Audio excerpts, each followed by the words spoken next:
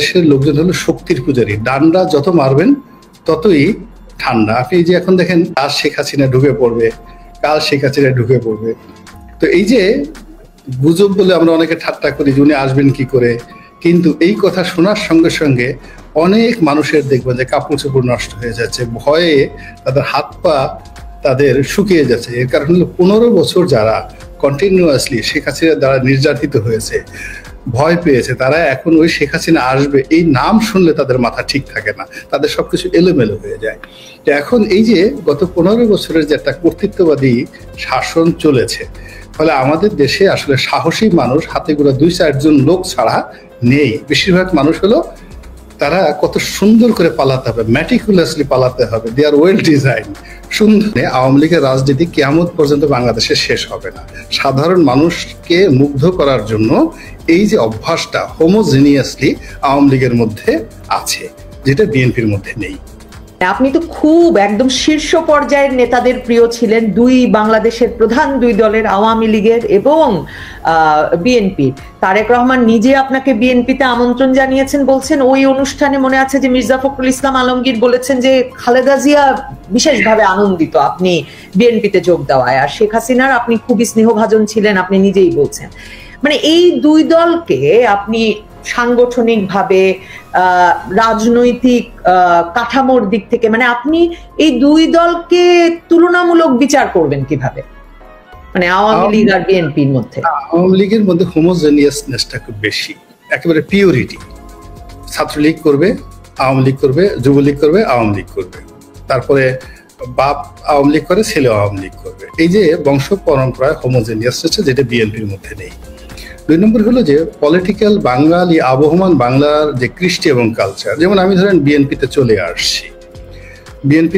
চলে আসছি, কিন্তু আমার সবসময় একটা বিশ্বাস ছিল যে রাত 12টার সময় যদি আমি গণভবনের সামনে যাই, যে কোনো সময়, একেবারে শেখ হাসিনার পতনের দিন পর্যন্ত আমার বিশ্বাস ছিল যে রাত 12টার সময় যদি যাই এবং উনি যদি জানেন যে গেটে গোলাম মোল্লা রনি এসেছে, উনি দরজাটা খুলে আমাকে দেখা করবেন এবং আমার 1 কাপ চা খাওয়াবেন।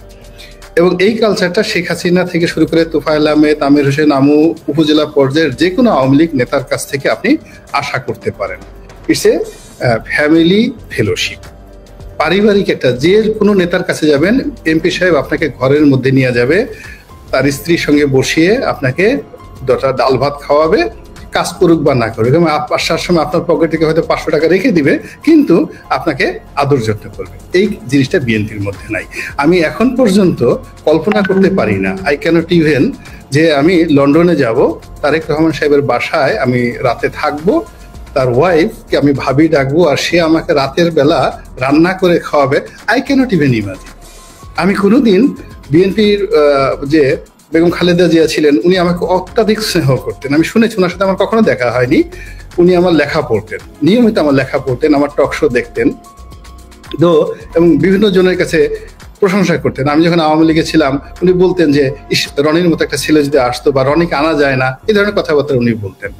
কিন্তু এত স্নেহের পরেও আমার কোনোদিন বিশ্বাস জন্ম নেয়নি যে ওনার বাসার সামনে যাব, বিনা নোটিশে ওনার সাথে দেখা করব, আর ওনার পাশে বসে উনি আর আমি একসাথে 1 কাপ চা খাবো।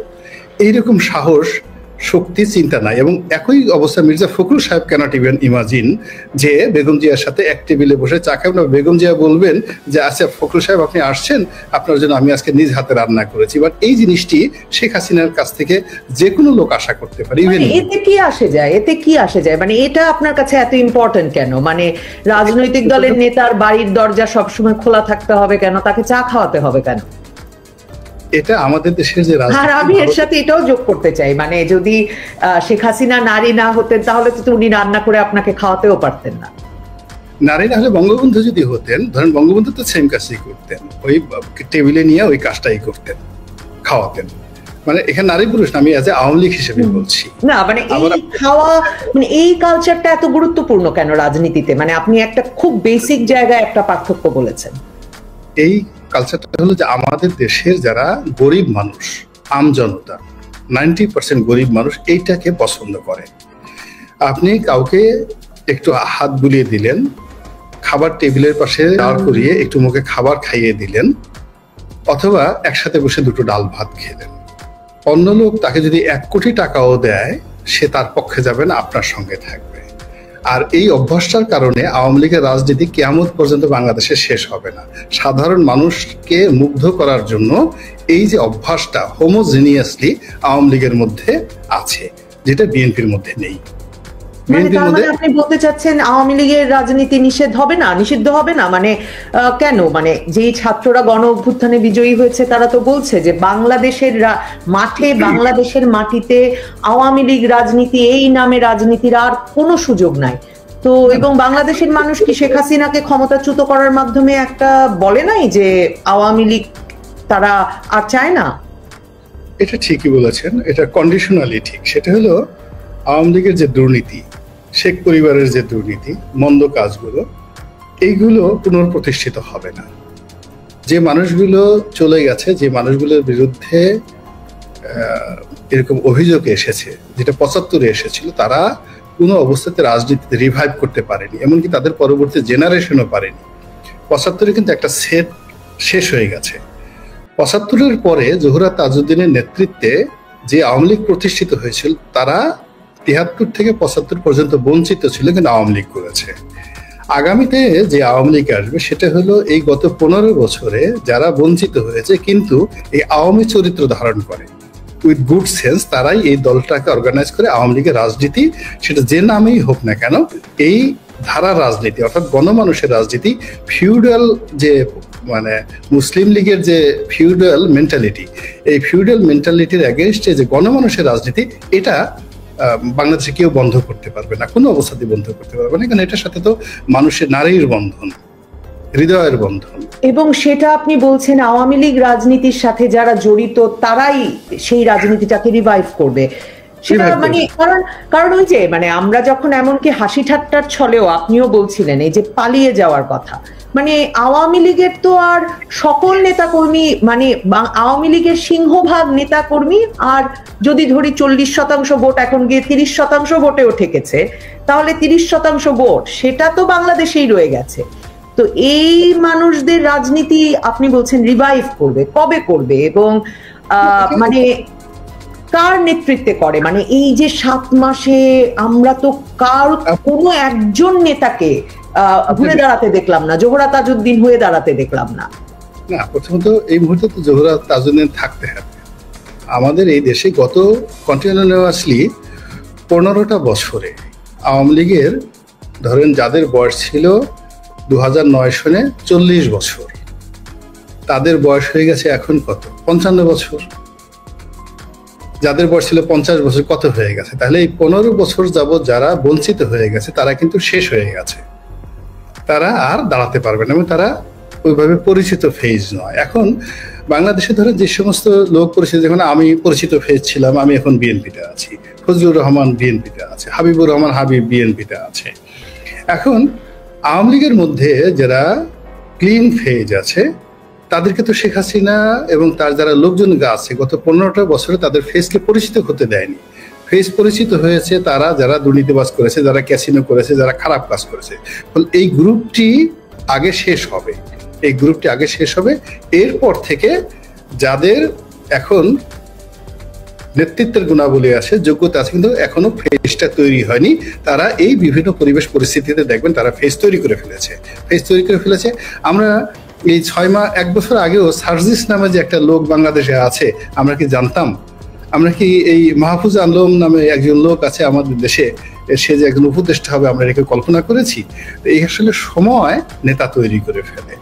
যেহেতু ফিল্ড তৈরি করা আছে, রাজনৈতিক গ্রাউন্ড তৈরি করা আছে, পরিবেশ তৈরি করা আছে, এলিমেন্ট আছে, সবকিছু আছে, তো কাজেই এখানে নেতা তৈরি হয়ে যাবে, অল অন এ সাডেন তৈরি হয়ে যাবে। আপনি ধরুন ভিনি ভিডি ভিসি, জুলিয়াস সিজারের বক্তব্য, যুদ্ধ হচ্ছিল, সে কখনো নেতা হতে চায়নি, সিভিল ওয়ার হচ্ছিল, সে সিভিল ওয়ারের মধ্যে সে হঠাৎ করে সে নেতা হয়ে গেল। Napoleon Bonaparte was a simple captain. আপনি ফ্রেঞ্চ আর্মিতে যেখানে 12 লাখ সৈন্য ফ্রেঞ্চ আর্মিতে, সেখানে একজন ক্যাপ্টেন কি 70 থেকে 75 জন গ্রুপের একজন leader, he become the emperor, একজন ক্যাপ্টেন সম্রাট হয়ে গেল। ফ্রেঞ্চ রেভলিউশন তাকে নেতা বানিয়ে দিল। এইরকম সময় নেতা তৈরি করে ফেলে। তো এখন বাংলাদেশে যে সময়টা, এই সময়টাতে দেখবেন অনেক নেতা তৈরি হয়ে গেছে, আপনার আমার বলতে হবে না। আর আপনি আমি যদি এগুলো বলতেই পারতাম আর সবকিছু ক্যালকুলেশন করতে পারতাম, তাহলে তো পৃথিবীতে প্রকৃতি থাকতো না, আল্লাহ থাকতো না, রাসূল থাকতো না, ধর্ম থাকতো না। কিছু কিছু জিনিস তো মানে অলৌকিক, কিছু কিছু জিনিস অতি মানবীয় থাকে। কিন্তু শেখ হাসিনা কি রাজনীতিতে ফিরতে পারবে? মানে সেটা আপনি একরকম বোধহয় উত্তর দিয়েছেন, তবু আরো স্পষ্ট করে জানতে চাই, মানে শেখ হাসিনার রাজনীতিতে ফেরার কোনো সম্ভাবনা দেখেন কিনা?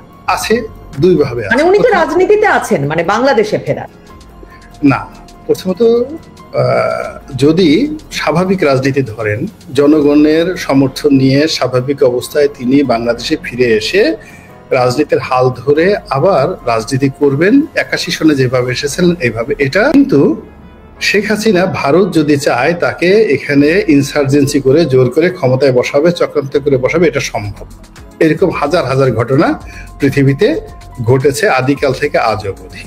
ফলে ভারত যদি এখানে মনে করে এটা ম্যাটার অফ তাদের প্রেস্টিজ এবং এটা তারা করবে এবং এই কাজটা তারা চেষ্টা করলে এটা সম্ভব, এটা ভারত করার মতো শক্তি, সামর্থ্য, পরিবেশ, পরিস্থিতি ভারতের রয়েছে এবং সেটা ভারত করবে কি করবে না, শেখ হাসিনা আসবে কি আসবে না সেটা ব্যাপার। ফলে শেখ হাসিনাকে নিয়ে খুব বেশি হতাশ হওয়ারও নাই, আবার খুব মানে বঙ্গবন্ধুকে আমি যেভাবে দেখি, বঙ্গবন্ধুকে সপরিবারে হত্যা করে ফেলা হলো এবং তখন বঙ্গবন্ধু ইন্দিরা গান্ধীর মধ্যে যে একটা বন্ধুত্ব, বিশ্বাসের সম্পর্ক, আস্থার সম্পর্ক, সেইটা তো মানে একটা খুবই প্রবাদ প্রতিম ছিল। তো সেই অবস্থাতেই মানে এই কাজ ভারত করলো না, ভারত শেখ হাসিনার জন্য এই কাজ করবে কেন?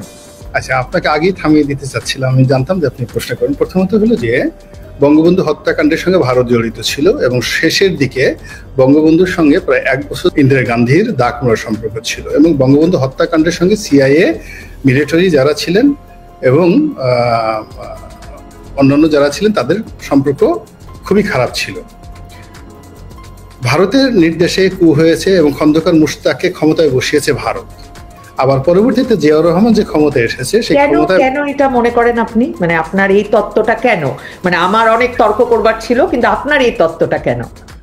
এটা ইতিহাসে আপনি একটা বই পড়ে দেখবেন, M.R. আখতার মুকুলের মুজিবের রক্ত লাল, এই বইটা পড়লেই আপনি টোটাল জিনিসটা তথ্য প্রমাণ সহকারে বুঝতে পারবেন।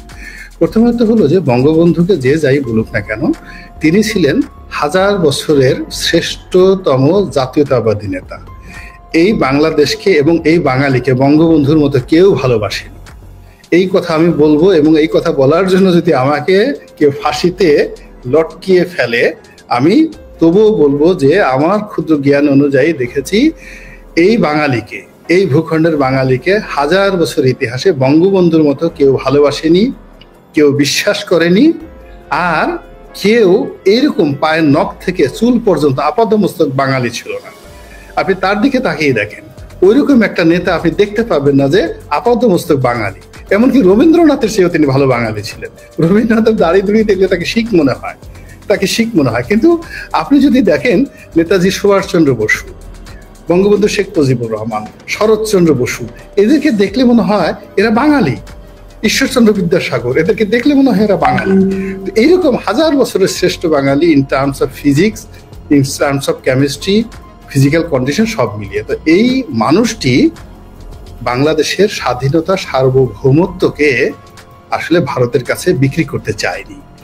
বাস্তবতাটা হলো যেটা এখন প্রচারিত হচ্ছে, স্বাধীনতা যুদ্ধের সময় একটা চুক্তি হয়েছিল মুজিবনগর সরকারের সাথে, তাজউদ্দিনকে ফোর্স করা হয়েছিল একটা চুক্তি করার জন্য যে এদের পররাষ্ট্র বিষয়, অন্যান্য বিষয়, এবং বঙ্গবন্ধু এটা বের হয়ে যখন তার সামনে এটা প্লেস করা হলো, উনি এটা ছিঁড়ে ফেলেছিলেন, টেনে ছিঁড়ে ফেলেছিলেন এবং সেখান থেকে আসলে সম্পর্কটা খারাপ হয়ে যায়। পরবর্তীতে যখন 1973-তে উনি যখন দুটো, একটা হলো ওআইসি সম্মেলনে গেলেন 74-এ, আর 73-তে উনি গেলেন হলো জোট নিরপেক্ষ আলজিয়ার্সে, সেই জোট নিরপেক্ষ আন্দোলনে। ওখানে ভারত গিয়েছিল। ভারত যাওয়ার পরে ভারতের ইন্দিরা গান্ধী থেকে শুরু করে ভারতের নেতা যারা আছে, হোল জোট নিরপেক্ষতা, হি ওয়াজ দ্য নাম্বার 1 ম্যান।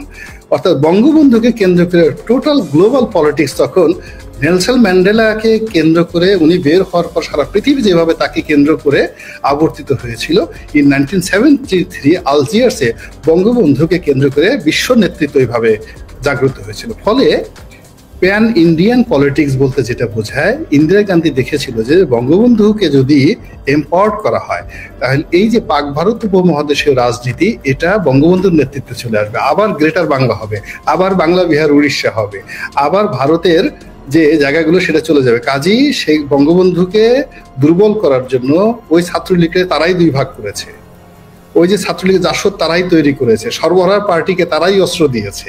এই জিনিসগুলো আপনাকে বুঝতে হবে। বঙ্গবন্ধুকে আমরা আরো 50 বছর পরে বঙ্গবন্ধুর ইতিহাস রচিত